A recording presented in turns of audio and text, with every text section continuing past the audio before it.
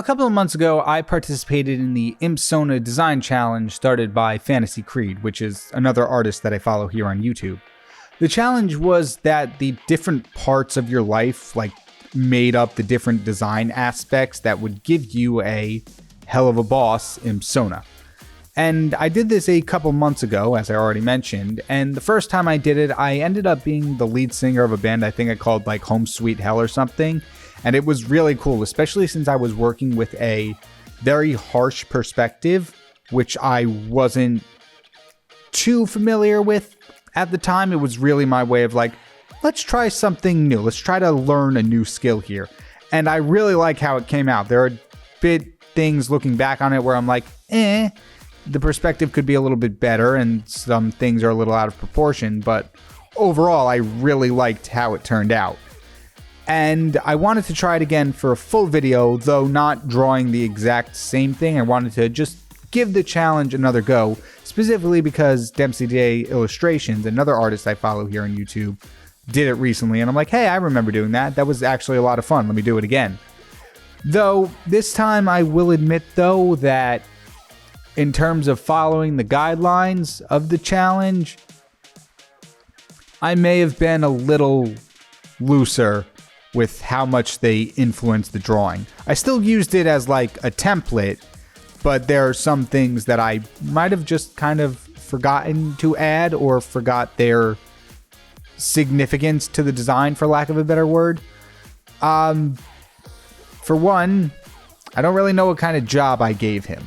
The age of the artist is supposed to determine what kind of job they had, and the age I'm at, which shall remain undisclosed, let me be a performer, actor, or celebrity with an instrument or a tool to match. Last time, like I said, I was the lead singer of a band, and I gave myself a microphone. It made sense. This time, I wasn't really sure, because I know when blocking out the pose, I wanted to have a light source, a ray of light coming across the character, he just signed his name on a check with this flourish, with this theatrical matter to it. And so that led me into giving him a magical glowing pencil sort of thing, which is always something I thought was cool. Oh, you draw and whatever you draw comes to life. And the 3D pens, they don't come to life, but you get the idea, where you can draw on not paper. And so I gave him a book to match that, just to give him something to be writing on. And I guess that means you can call him a writer or an artist. And then I had to dress him for the role he had. And I don't exactly know what an artist wears. I mean, I wear this in my videos, but I don't wear it to draw. I didn't really know what to put him in, and so I just kind of gave him a black short-sleeved turtleneck, because those exist, and some jeans, which look good. Just if you were looking at him, you wouldn't just look at him without the pen and be artist. Which I guess you don't really do for many people. I don't know. One thing that I'm not sure about how this happened in the design, though, is the build of the character. When I was blocking out the pose, all the muscles came in a lot more bulkier and refined than average. And I don't have a problem with it. I'm just not too sure, because you probably can't tell because, like I said, I'm wearing this jacket, but I don't have those kind of arms. I've got arms more akin to spaghetti, so I don't look like the Impsona at all in terms of build. And then again, though, I don't have red skin or horns, so I guess we'll call it an artist interpretation.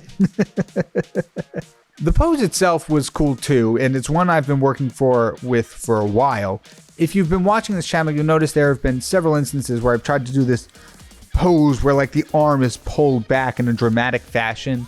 The most recent one that comes to mind is when I did Alistair as a Pokemon gym leader.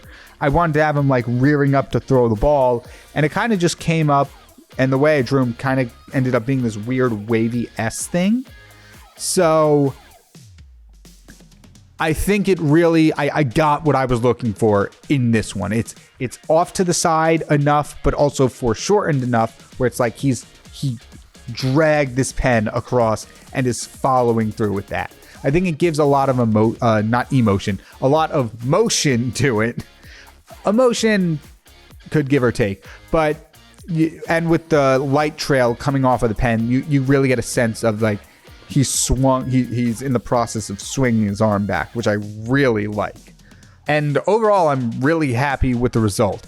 Execution wise, I like how this one came out a lot better because I can definitely tell that I'm getting a much better understanding of lighting and how I'm going forward pushing the lights and darks a lot more rather than just keeping them at a steady 50-ish% opacity. I'm bumping it up to like 70, 80 now just to make sure like the darks are really dark and things that are close to the light source are almost pure white, like how the chest is to the glowing book pages.